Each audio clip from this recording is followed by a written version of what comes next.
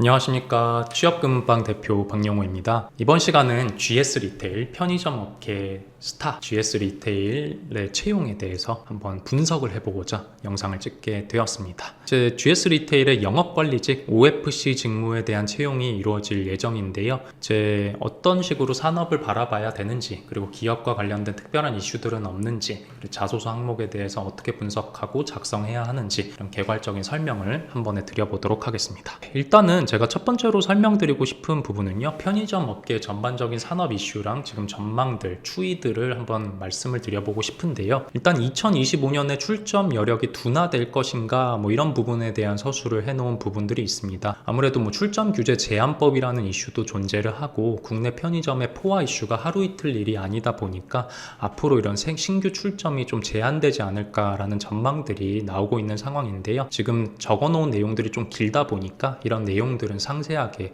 블로그에서 좀 확인을 해주시면 좋을 것 같고요. 그리고 지금 편의점 업계가 상위권 사업자 중심으로 좀 재편이 이루어지고 있는 상황입니다. 그래서 이마트24가 한때 굉장히 라이징 스타로서 기존에 강세를 띠고 있었던 GS 리테일과 BGF 리테일을 좀 위협하는 모양새를 보이고 있긴 했지만, 아무래도 지금은 좀 이제 이런 경쟁에서 좀 이기기가 좀 어렵지 않나, 이런 상황들이 좀 도래를 한 상황이고요. 그래서 이런 그래프들 좀 참조를 해보시면 좋을 것 같습니다. 점유율 추이에서는 GS랑 이제 CU, BGF 리테일이 사실상 좀 양분 구도를 가져가고 있는 모습을 볼 수가 있으실 거예요. 그래서 편의점 업계가 이렇게 양사 GS 리테일, BGF 리테일로 좀 양분화되면서 재편되는 구조에서는 어떤 효과가 나타날 것이냐, 어떠한 반작용이 생길 것이냐에 대해서도 좀 정리를 해봤는데요. 기존 점포의 효율 증가가 좀 두드러지는 효과 중에 하나이지 않을까 생각을 합니다. 아무래도 일본이라는 국가 자체가 대한민국이 좀 10년 정도를 이런 텀으로 삼아가지고 좀 소비재 산업에선 따라가는 경향성을 보이는 부분들이 많이 있는데, 거기서 이제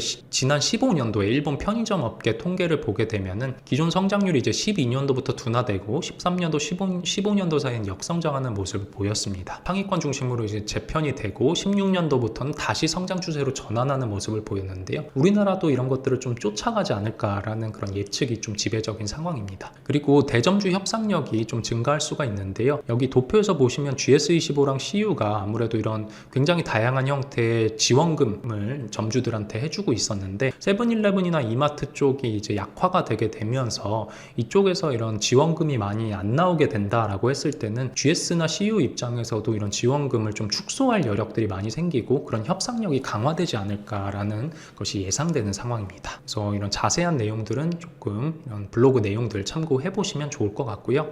그리고 다음으로는 제가 GS 리테일 관련된 이런 최신 이슈들 좀 스크래핑을 해봤고요.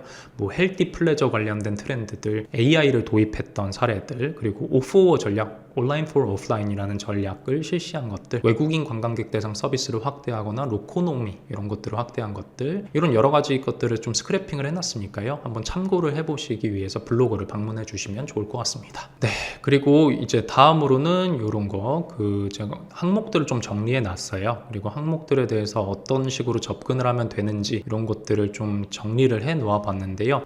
제가 여기서 기존에 썼던 블로그에서도 비슷한 내용들, 항목들이 겹치다 보니까요, 좀 예시들을 정리해 놓은 이런 링크가 또 있습니다. 그래서 본문 클릭하시면은 이쪽으로 넘어가셔서 예시들도 확인할 수가 있으니까 참고해 주시면 좋을 것 같고요. 그리고 그 전에 좀 마무리하기에 앞서 가지고 OFC가 하는 일, 영업관리자가 하는 일이 무엇인가, 이런 점들을 알아야 이런 항목들에서 좋은 글을 쓸 수가 있을 텐데요. 좀 정리를 하면은 일반 관리적인 소요를 컨트롤하는 것부터 계약 관리, 점포 리뉴얼, 상품 발주 지도, 이런 여러 가지 업무들을 수행을 합니다. 단순하게 매출 볼륨을 상승시키기 위해서 발주를 지도하는 것 외에도 리뉴얼 소요들이 발생했을 때 시설팀과 협의를 해가지고 진행하는 거, 신생 점포 같은 경우 담배 사업 같은 거 허가를 받는 그 과정들 컨트롤하는 것부터 여러 가지 그 외에 인허가 사항들, 휴게 음식 중앙에서 교육을 수료했는지를 체크하는 것들, 이런 자질구레한 것들도 모두 체크를 해주셔야 되고요. 마감 정산, 즉 송금 지도라고 표현하는 것들, 월마다 채권을 왔다리 갔다리 해서 돈 받을 거 받고 그런 과정들도 정확하게 잘 되고 있는지 체크를 해주셔야 될 것 같고, 신제품이 나왔다 혹은 그리고 그 상권을 이번에 잘 팔릴 것 같은 상품이 나왔을 때 어떤 것들을 더 넣고 1+1 혜택은 무엇을 줄 것이며 어떤 식으로 접근을 해야 매출을 높일 수 있는지 컨설팅을 해주면서 설득을 하는 그런 점주들을 설득하는 과정들, 이 모든 것에 영업관리자 즉 OFC가 개입을 하게 된다는 점 참고를 해주시고, 자세한 내용은 또 마찬가지로 블로그 내용 참고해 주시면 좋을 것 같습니다. 그리고 여기서도 좀 편의점 채널 오버뷰 내용들을 작성해 봤는데, 여기서 좀 주목해야 될 거 한 가지는 8가지로 상권이 크게 나눠진다는 건데요. 뭐 독신자, 유흥가, 주경야유, 주택근세, 로드사이드, 오피스, 산업지대, 가족주택 등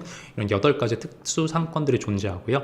이 상권별로 전반적인 영업 전략들이 좀 변경된다는 점 감안하셔야 될 것 같습니다. 그래서 이런 것들도 자세한 내용은 블로그에서 좀 읽어보시면 좋을 것 같습니다. 네, 이번 시간은 GS 리테일 편의점 업계 최강자죠. 여기서 OFC 채용이 이루어지고 있는데요. 뭐 일반 채용도 있고 전역 장교 채용도 있다 보니까 뭐 전역하신 장교님들 같은 경우에도 눈여겨보고 있는 기업이 아닐까 생각을 하는데요. 좋은 기업이 채용이 나온 만큼 잘 작성하셔서 좋은 결과 얻으셨으면 하는 바람입니다. 네, 이 정도로 영상 마무리하도록 하겠습니다. 감사합니다.